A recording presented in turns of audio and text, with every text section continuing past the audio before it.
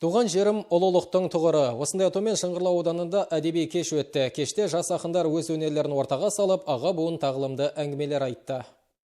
Әдеби кеш елбасының рухани жаңғыру бағдарламасы аясында ұйымдастырылды. Мақсат өлкемізге адал қызмет етіп, халықтың ыстық ықыласына бөленіп жүрген қаламгерлердің шығармашылығын насихаттау, олардың еңбек жолы, өнегелі өмірін кейінгі ұрпаққа үлгі ету. Сөз маржанын келісті кестелеген ақындар келушілерге жүрекжарды жырларын оқыды. Жас таланттардың өнеріне тәнті болған аға буын өз естеліктермен бөлісіп, кездесудің мәнін айшықтай түсті. Шара соңында барлық өнерпазға арнайы сыйлықтар табыс етілді.